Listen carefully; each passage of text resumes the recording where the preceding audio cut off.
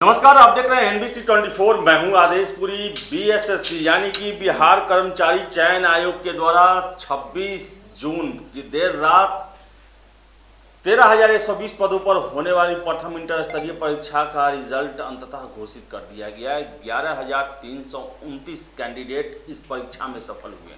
हालांकि आपको बताएं कि 14,000 से अधिक कैंडिडेट काउंसलिंग के लिए बुलाए गए थे और अभी भी 1757 के आसपास पद खाली रह गए हैं। छात्र जो कि 8 सालों से इस परीक्षा में लगे हुए थे, जिनका चयन नहीं हो पाया है, अंतिम सूची में नहीं आए हैं, उन्हें ये 1757 सीट सोने नहीं दे रहा है, कुछ भी करने नहीं दे रहा है। उन्हें काफ़ी जिज्ञासा बना हुआ है कि आखिर आयोग ने 1757 सीटों पर भी क्यों नहीं भर्तियां की, और उनका सीधे यही कहना है कि पूरी की पूरी सीट को भरा जाए, यानी कि सभी सीटों पर उम्मीदवार को लिया जाए। इसके साथ ही साथ सेकंड वेटिंग लिस्ट भी जारी किया जाए, सेकंड काउंसलिंग लिस्ट भी जारी किया जाए और मौका दिया जाए वैसे कैंडिडेट जो कि पहले काउंसलिंग में शामिल नहीं हो पाए थे, उन्हें फिर से काउंसलिंग में शामिल होने का मौका दिया जाए और ये 1757 पदों को भरा जाए। इसके साथ ही साथ छात्र तरह तरह की अपनी जो है वो दे रहे हैं कि कैसे जो है वो 11,329 जो सीट पर बहाली हुआ है वो भी नहीं भर पाएगा। छात्रों का तर्क है, कहना है कि लगभग 500 से अधिक, 500 से 1,000 के बीच में वैसे कैंडिडेट हैं जो कि दरोगा में पास हो चुके हैं और राजगीर में ट्रेनिंग ले रहे हैं। उन्होंने भी अपना काउंसलिंग कराया था, क्योंकि काउंसलिंग जब चल रहा था तो उस समय उनकी ज्वाइनिंग नहीं हुई थी। हाई कोर्ट के द्वारा उनकी बहाली में जो है कुछ पेच के कारण उनके ज्वाइनिंग पर रोक लगा हुआ था। तो इस अनिश्चितता के कारण जो भी दरोगा में चयनित थे, जो कि इस काउंसलिंग में नहीं आने वाले थे, अपने भविष्य को लेकर, अनिश्चितताओं को लेकर वो काउंसलिंग में शामिल हुए। लेकिन यह भी सत्य है कि वो दरोगा की नौकरी कभी नहीं छोड़कर इस नौकरी में आएंगे, यानी कि बीएसएससी प्रथम इंटर स्तरीय की बहाली में वो ज्वाइन नहीं करने वाले हैं। इसके अलावा बहुत सारी दूसरी परीक्षाएं हैं जिनमें कैंडिडेट जो हैं वो सफल हो गए हैं, भले ही वो काउंसलिंग कराने आए। काउंसलिंग के समय उनकी या तो ज्वाइनिंग नहीं हुई थी या फिर वो काउंसलिंग कराने आए लेकिन वो इसमें ज्वाइन नहीं करेंगे, क्योंकि 8 साल परीक्षा चली और 8 साल के दौरान बहुत सारे ऐसे कैंडिडेट हैं जो कि दूसरी सेवाओं में चयनित हो गए, अच्छे पद पर हैं और वो इस परीक्षा में नहीं आएंगे। तो छात्रों का कहना है कि जितने लोग ज्वाइन करते हैं उसके बाद अगर सीटें खाली रह जाती हैं तो सेकेंड मेरिट लिस्ट भी जारी किया जाए, काउंसलिंग लिस्ट भी जारी किया जाए, बुलाया जाए उन्हें और ये कोशिश की जाए कि 13,120 के 120 जितने भी पद हैं वो जरूर भरे जाएं, क्योंकि हमने अपने जीवन के जवानी के बहुमूल्य 8 साल इस परीक्षा में लगा दिए हैं।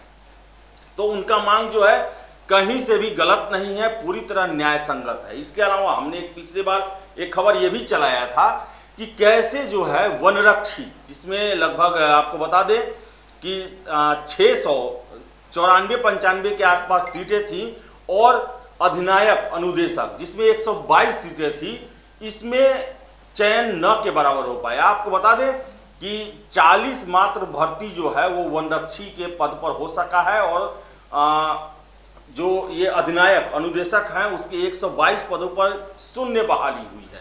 छात्रों ने हमें जो जानकारी मुहैया कराई है, उनका कहना है कि मेंस के एग्जाम से पहले उनके फॉर्म में ये फिलअप कराया गया था कि आप शारीरिक परीक्षा देना चाहते हैं तो उसमें कॉलम भरे और मेंस के रिजल्ट के बाद जो अच्छे रैंक वाले थे, सीट का 5 गुना उन्हें बुलाया गया, फिजिकल लिया गया। लेकिन उसमें से ज़्यादातर नहीं कहें, अधिकांश, लगभग पूरा कैंडिडेट वैसे थे जिनका अच्छा रैंक आया, वो राजस्व कर्मचारी बन गए, पंचायत सचिव बन गए, अन्य पद को ले लिए और वनरक्षी के पद पर नहीं गया। और यही कारण रहा कि लगभग 700 वनरक्षी के पदों में मात्र 40 ही भर्तियां हो पाई। तो छात्रों का यह भी कहना है कि जो कैंडिडेट 5 गुना में नहीं आ पाए थे फिजिकल के लिए और उसके बाद वो काउंसलिंग में भी शामिल हुए अन्य पदों के लिए, उन्हें फिर से फिजिकल का मौका दिया जाए और उसके लिए लिस्ट जारी किया जाए, क्योंकि अगर देखा जाए तो 750 के आसपास पद जो हैं वनरक्षी और अधिनायक अनुदेशक पर खाली हैं। तो ऐसे में वैसे कैंडिडेट को मौका दिया जाए ताकि ये सीटें जो है पूरी तरह से भर सके, क्योंकि बहुत बड़ा छात्रों का संख्या है जो कि चयनित नहीं हो पाया है। और उनका साफ कहना है, उनका यही हमसे कहना होता है कि जब से रिजल्ट आया है तब से हम सो नहीं पाए हैं, तब से हम बेचैन हैं, क्योंकि हम 8 सालों से इसी परीक्षा के भरोसे न चाहते हुए भी ये परीक्षा मन मस्तिष्क में इस तरह बैठ गया था कि हमारा जीवन और सारा कार्य प्रणाली इसी परीक्षा के अनुसार चलने लगा था। और ऐसे में सीटें खाली रह जा रही हैं और वो बेरोजगार भी रह जाएंगे, ये बड़ा ही दुखदाई है, ये हमसे देखा नहीं जाएगा। तो उनका गुजारिश है आयोग से कि 13,120 पदों पर बहाली की जाए। ज्वाइनिंग के समय में जितने कैंडिडेट ज्वाइन नहीं करते हैं उन सब के जितने भी सीटें खाली रहेंगी उन सब के लिए व्यवस्था किया जाए, या तो काउंसलिंग कराया जाए या तो सेकंड मेरिट लिस्ट जारी किया जाए, लेकिन 13,120 के 120 पद भरे जरूर जाएं। छात्र सीधे सीधे यही कह रहे हैं कि हम सो नहीं पा रहे हैं, हम ठीक से रह नहीं पा रहे हैं, क्योंकि सीटें भी खाली हैं और हम बेरोजगार भी रह गए। गुजारिश है आयोग से, 8 साल आपके ही चलते छात्र इंतजार करते रहे, परेशान रहे, कितने बार धरना प्रदर्शन किए, आंदोलन किए, अंततः रिजल्ट घोषित हुआ और 8 सालों के बाद भी आपके द्वारा ये 13,120 पदों पर बहाली नहीं हो पाई है।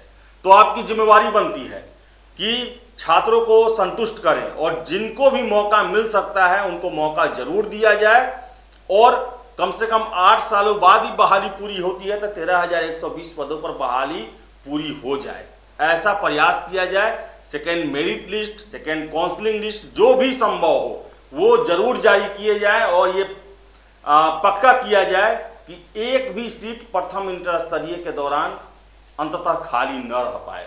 जो भी योग्य हैं उन्हें बहाली का मौका जरूर मिले। फिलहाल वीडियो में इतना ही, बहुत बहुत धन्यवाद।